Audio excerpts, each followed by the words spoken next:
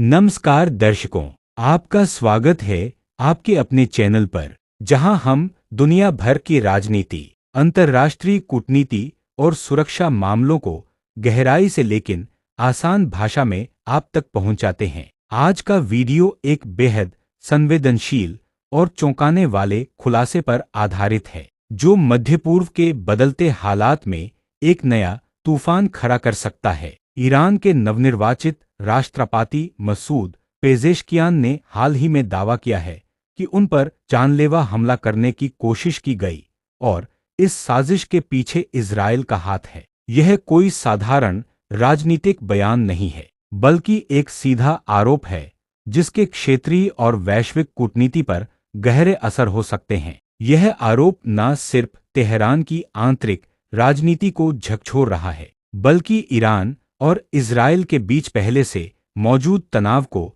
और अधिक बढ़ा सकता है। तो आइए इस पूरे मसले की पृष्ठभूमि, घटनाक्रम और इसके संभावित असर को एक-एक करके समझते हैं। राष्ट्रपति मसूद पेजेश्कियान ने हाल ही में एक अंतर्राष्ट्रीय मीडिया इंटरव्यू में खुलासा किया कि जब वे तेहरान में एक उच्चस्तरीय सुरक्षा बैठक में मौजूद थे, उसी दौरान इजरायली फाइटर जेट्स ने उस क्षेत्र को निशाना बनाया। उनके मुताबिक यह कोई आम सैन्य कार्रवाई नहीं थी, बल्कि एक सुनियोजित हत्या की कोशिश थी जिसका मकसद उन्हें और अन्य वरिष्ठ ईरानी नेताओं को निशाना बनाना था। उन्होंने स्पष्ट कहा, यह हमला अमेरिका की तरफ से नहीं था, बल्कि पूरी तरह से इजरायल की कार्रवाई थी। उन्होंने यह भी कहा कि यह घटना ऐसे वक्त हुई जब ईरान वैश्विक स्तर पर शांति और संवाद की बात कर रहा था और वे खुद एक अधिक सुलह की नीति की तरफ बढ़ने का संकेत दे रहे थे। उनके शब्दों में, जब कोई देश शांति की बात करता है और संवाद का हाथ बढ़ाता है और उसी वक्त उसके नेता पर हमला किया जाए, तो इसका मतलब है कि विरोधी पक्ष शांति नहीं बल्कि टकराव चाहता है। राष्ट्रपति पेजेश्कियान ने सिर्फ एक हमले का आरोप नहीं लगाया, बल्कि विश्व समुदाय को एक साफ संदेश भी दिया। उन्होंने कहा कि ईरान फिर से अंतर्राष्ट्रीय वार्ता में शामिल होने को तैयार है, लेकिन कुछ शर्तों के साथ। मसूद पेजेश्कियान के अनुसार, संवाद तभी स्वीकार्य होंगे जब दोनों पक्ष गंभीर हों और बातचीत के दौरान कोई।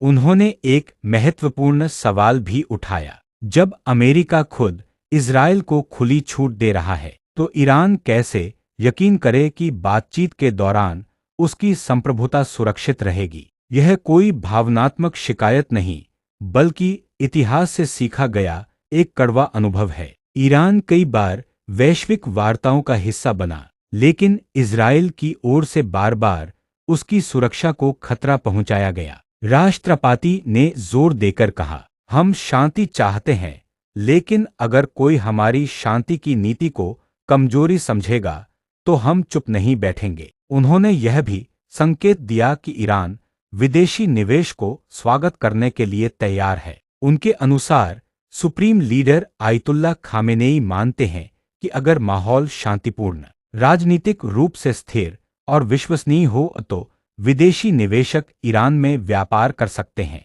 दर्शकों, इन बयानों और आरोपों का असर सिर्फ ईरान और इजरायल तक सीमित नहीं रहेगा, बल्कि इसके गहरे कूटनीतिक और भौगोलिक प्रभाव पूरी दुनिया पर पड़ सकते हैं। अगर ईरानी राष्ट्रपति का यह दावा सच साबित होता है कि इजरायल ने उन्हें मारने की कोशिश की, तो यह एक गंभीर। दर्शकों, इन बयानों और आरोपों का असर सिर्फ ईरान और इजरायल तक सीमित नहीं रहेगा, बल्कि इसके गहरे कूटनीतिक और भौगोलिक प्रभाव पूरी दुनिया पर पड़ सकते हैं।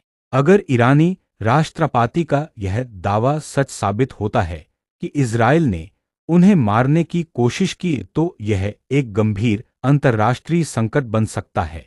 ऐसी कोई भी कार्रवाई न सिर्फ संयुक्त राष्ट्र और वैश्विक संस्थाओं के लिए चुनौती बनेगी, बल्कि यह अमेरिका और यूरोपीय संघ के साथ ईरान के रिश्तों को भी प्रभावित कर सकती है। और अगर कुछ विश्लेषकों का कहना सही है कि यह बयान सिर्फ राजनीतिक दबाव की रणनीति है, तब भी इसके नतीजे क्षेत्रीय अविश्वास, कूटनीतिक तनाव और सैन्य टकराव के रूप में सामने आ सकते हैं। यह स्थिति फिर से पूरे मध्य पूर्व को अनिश्चित भविष्य की ओर ले जा सकती है। तो दर्शकों, अब आपकी राय जानना जरूरी है। क्या राष्ट्रपति पेजेशकियान का यह आरोप गंभीर है? क्या वाकई यह हत्या की कोशिश थी या सिर्फ एक राजनीतिक संदेश? और सबसे अहम, क्या अमेरिका अब इजराइल को रोकने में नाकाम हो चुका है? क्या ये घटनाएं शांति वार्ता को खत्म कर रही हैं या एक नया मौका दे रही हैं?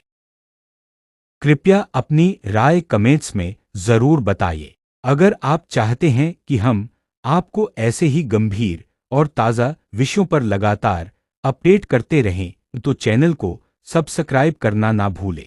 साथ ही बेल आइकन दबाएं ताकि हर नई वीडियो की सूचना आपको तुरंत मिल सके।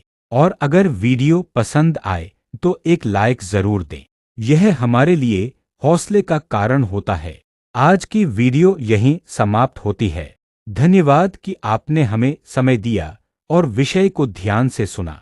हमारी दुआ है कि दुनिया शांति, न्याय और सच्चाई की ओर बढ़े और जो सच छिपाए जा रहे हैं वो सामने आए।